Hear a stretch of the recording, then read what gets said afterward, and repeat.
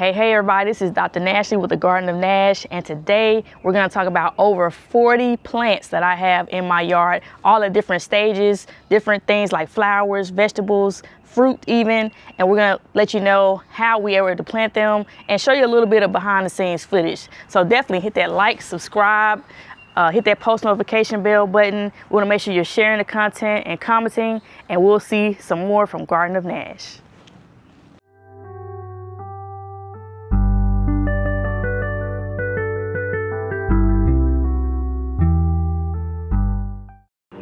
Okay, so as I mentioned, I'm going to be going through over 40 plants that are in the garden, and I wanted you all to know how I was using tech in the garden. And so there is this app that I want to share with you all. It's actually called PlantNet, and what it is you can zoom in and you can take pictures and zoom in on any flower and take a picture of it, and it'll identify, or at least try to identify, what that plant is based on whether it's a leaf, a flower, or a vegetable, something that actually fruits or not.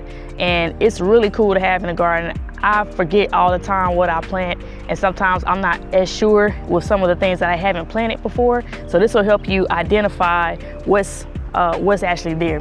All right, so we're gonna look at this plant right here. This is actually a Lantana. So Lantanas smell so good. They're like very highly fragrant. You can see this one is actually a perennial, and you can see the buds that are actually coming. So this is gonna flower later in the summer. But I wanted to, since I do know what this is, just kind of give you an example and show you how I would use the app here. And so I can actually take a picture of this. I'm going to select that. Okay. And this is a leaf. And as you see, it's a common Lantana. I'm gonna actually confirm, because that is what it is, so that the algorithm can get to know, that this is what it is, and it adds to the training data for that plant. All right, another plant that we have is the daisy. So the daisies are also perennials. They're kind of like biennials. What that means is that when they grow, these plants, the flowers will grow into daisies, and these are gonna bloom a little bit later in the summer before the lantanas, but they're going to grow, and when the flowers get old, they're gonna release seeds back into the soil, and those seeds produce more daisies later in the following year or 2 years from that day.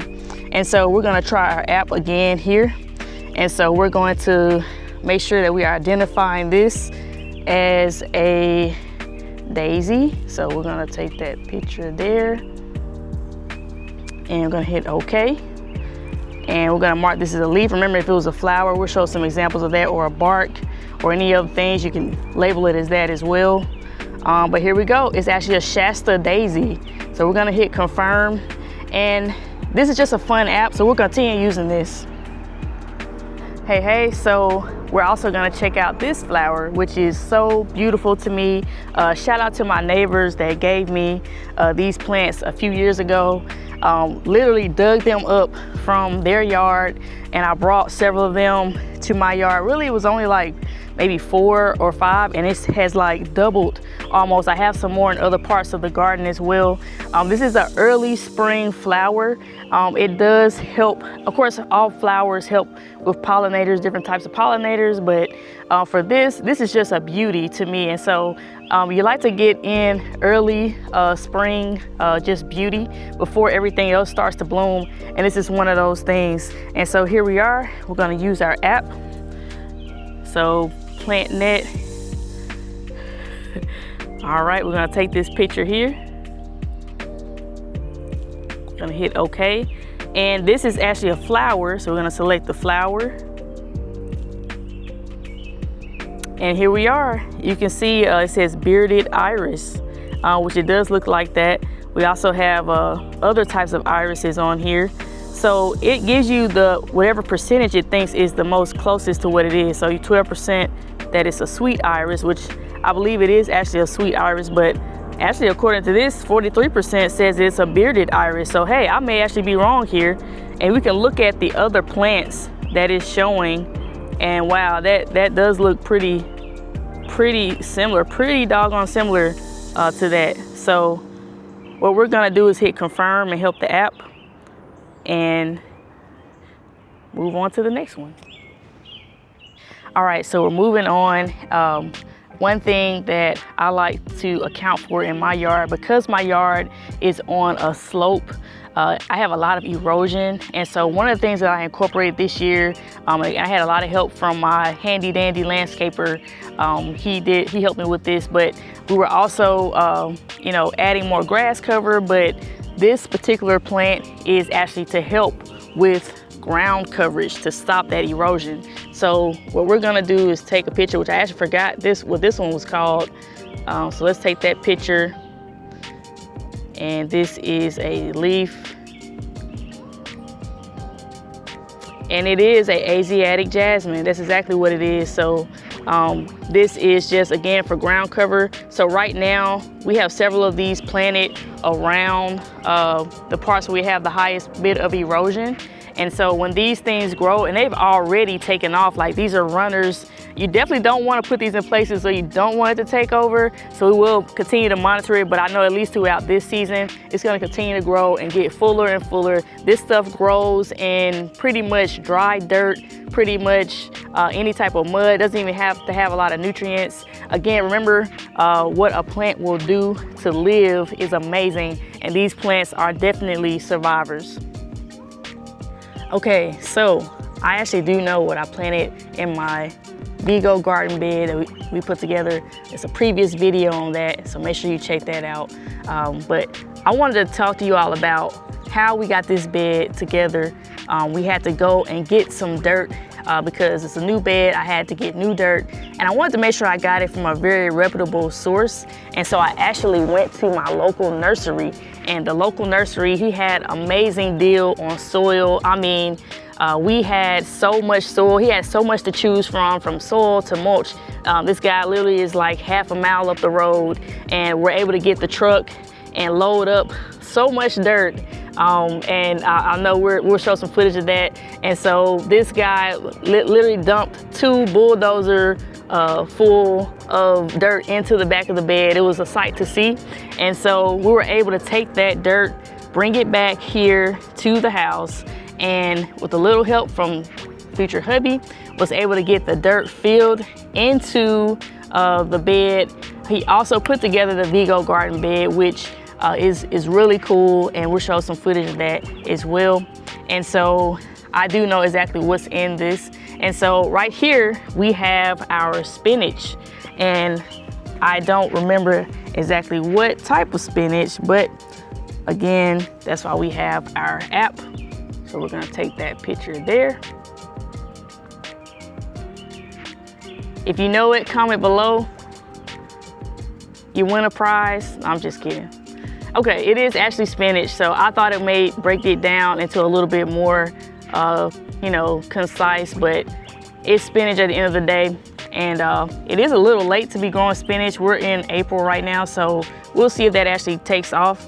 But we also have a Swish Chard right here. So in a previous video, I actually showed how I got this, because I actually don't remember planting this. So somehow this came out of one of my old seeds from a previous garden. We call those volunteers, by the way. Right here, we actually have, this is, I think, a collard green. Let me double check.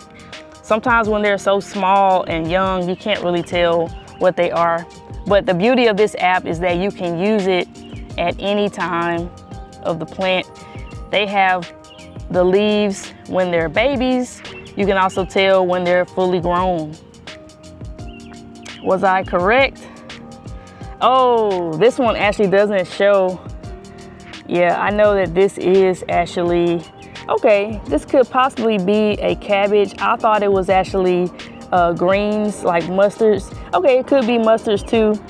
So there's 1% that it could be mustard, 1% it could be cabbage. We'll let this one grow a little bit more to see, but I'm pretty sure it's in that greens family. We also have over here our sweet potatoes. And if you recall, we grew and planted these sweet potatoes. There's a whole video on that.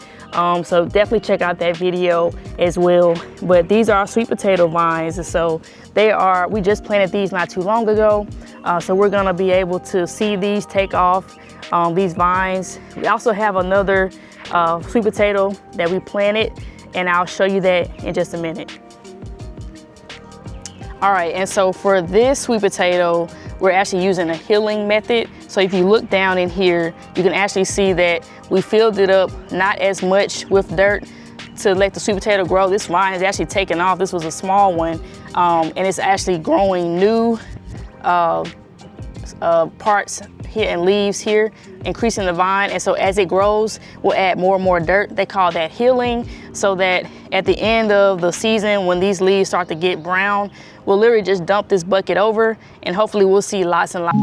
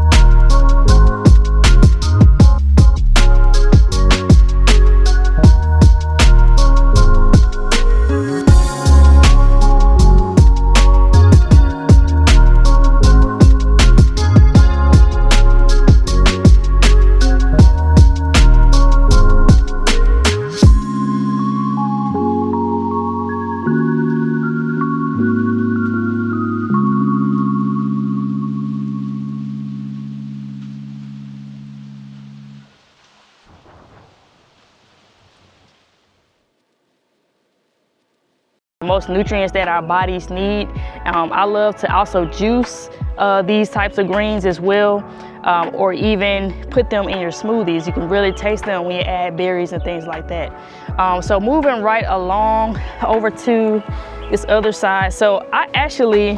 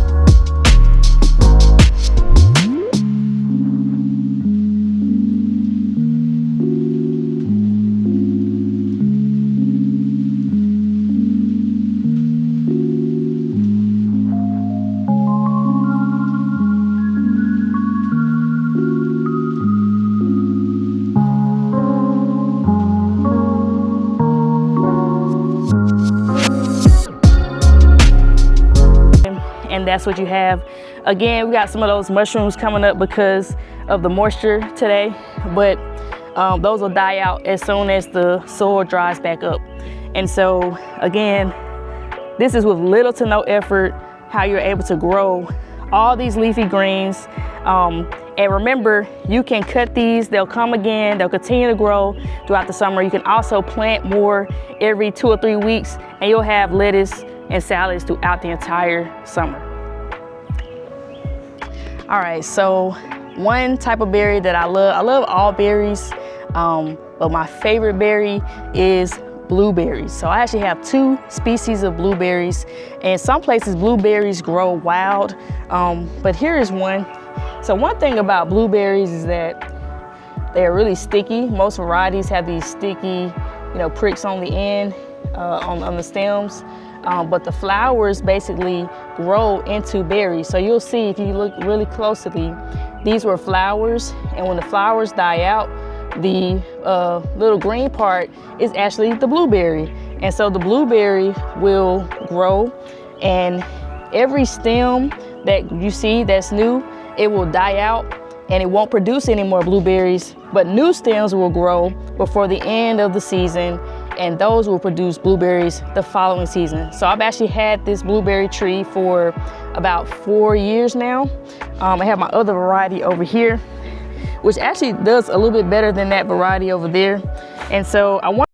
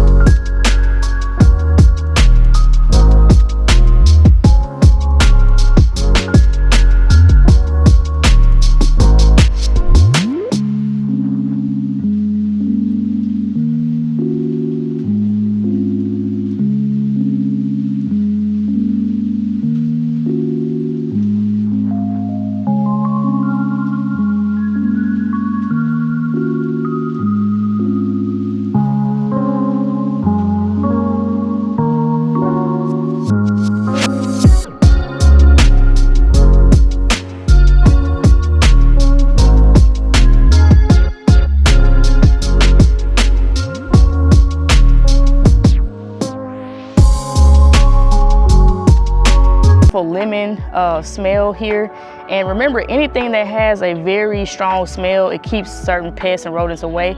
So I love planting herbs near the garden, maybe not necessarily in the bed, but around the beds. And so we'll keep adding to this. You may have noticed that we have this cilantro, which turns into coriander. It's actually getting ready to bolt. This one's going to seed soon, where you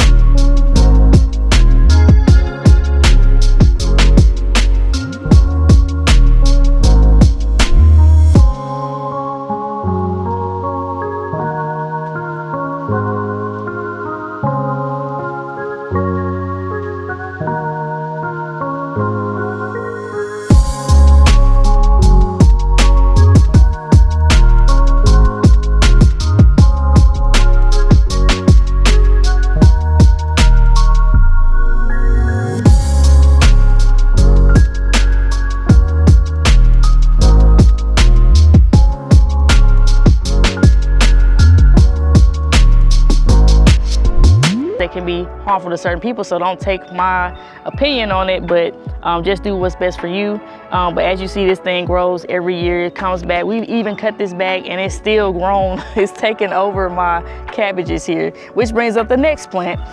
These are our cabbages. And so we have some pest problems here, as you can see. So we'll do another video on what I do for pest control, because I'll have to come in and tend to this.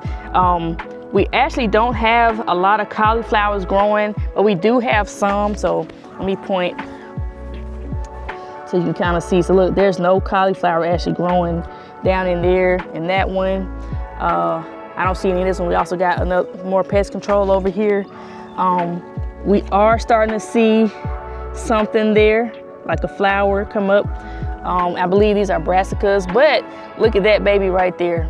That is amazing. I'm so excited because this is my first year having actually been able to grow cauliflower. Now what this means is that we kind of overloaded on the nitrogen when we should have, with the blood meal, when we should have had more of the phosphorus and other nutrients, because they help more with fruiting, whereas the nitrogen helps more with the green part of the plant. And so we kind of overloaded on that. So now we know, so we can go back in and fertilize again. We don't hide anything at the Garden of Nash. We're all learning together. Drop a comment if you have some ideas on how to improve growing the fruit out of the cauliflower. We got it right over there. For some reason, we didn't get it right over here. But the good thing is that you can actually eat cauliflower leaves. Just like greens, you can cook them, you can roast them, put a little bit of olive oil, salt and pepper, put them in the oven, and you can make, like similar to kale chips, you can make cauliflower chips out of the leaves. So great stuff going on here. We love to learn. There are no losses here at the Garden of Nash. Okay, y'all, so you know I love, love, love the color purple. So these hydrangeas, I bought these. I'll show a video on the trip that I took with my family, my grandmother, my mother, my aunts, to the greenhouse store. But I love these. I can't wait to plant this into the yard. These are the hydrangeas, and they are the purple bluish color. So I'm gonna really enjoy this tree. We're gonna put this somewhere where we can look at it and just sit out and enjoy it. So my grandmother always says, sit out and enjoy your garden. So I can't wait. My mom also loves hydrangeas too. And so it's just a good reminder of family and good times. All right, so moving along, we do have this plant. My mother actually gave me this plant.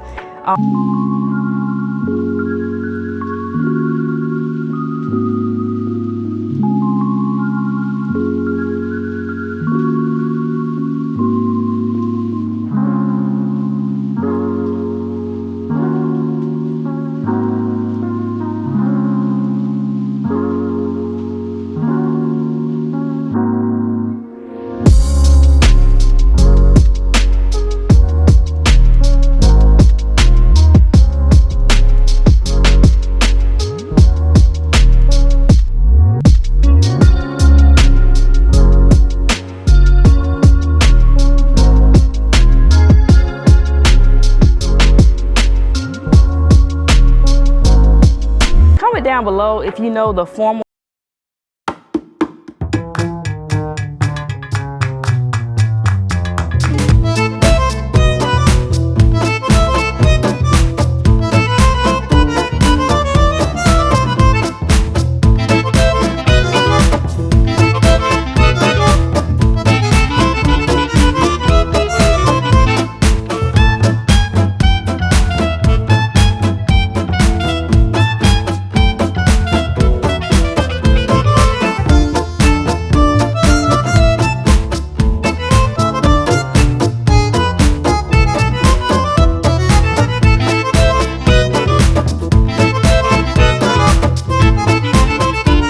candy corn. I think it might be candy corn. Anyway, we'll put it out. If you know, comment down below if you know what I'm talking about. All right, I'm gonna move along over here. Another plant that my mom gave me. I planted it into the ground, and this was again years ago. And again, this is all important because your garden, even if you have a vegetable garden, it's good to think holistically about things that help with erosion, things that help with beautifying your garden, things that help with pollinators. It all works together. I love growing vegetables and things that I can eat, but these other things also contribute heavily to your garden as well. So here we go. Now I do know that this is a, I think it's a Cape Jasmine, and it has beautiful smelling flowers too when it blooms later this summer. And this thing is huge again. I'm sorry, y'all. I'm messing up again. This.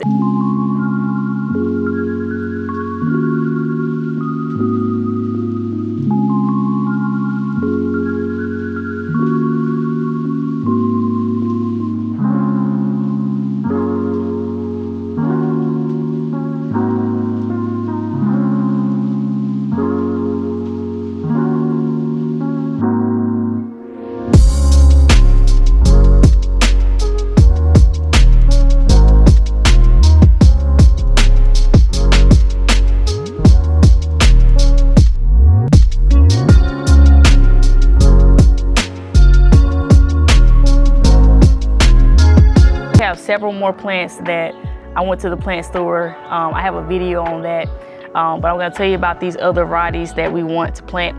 So remember, our pansies are, they were our pollinators. They're not strong pollinators, but they were pretty good. And some of our other plants like the blackberries, our old cherry blossom dogwood tree that bloomed early this spring. So we need more pollinators. So what we have is our good trusty marigolds. So we have some orange, burnt orange ones. That's another one of my favorite colors. We also have some yellow ones and some orange ones there. So really good to bring color to your garden, to really make it pop. Also, this is a very unique plant. Most people don't plant, but our local nursery here, one of my favorite stores, does actually carry this. It's a citronella tree. And so if you may have heard of a citronella candle, but these help to keep the mosquitoes away. So if you plant this in the garden, I've planted this in the last 2 years or so, 2 or 3 years, and it does really work. I do see a difference. So even if I just keep this here in the patio area, it'll help keep the mosquitoes away. All right, moving right along. Here we have a lemon balm. Now I'm a sucker for anything that smells like lemon. I thought about getting the lemon grass, but I've grown that in the past and oh, that smells so good. Smell that. Yeah, this stuff right here, I mean, man, I could like put this in teas, put this in your food. It just smells and tastes so good. And so you're able to take this and grow it just like any other herb. And all these plants are non-GMO or organic. I try to buy organic whenever possible, but as you know, that's not always possible. All right, now here's a little known, unsuspected plant.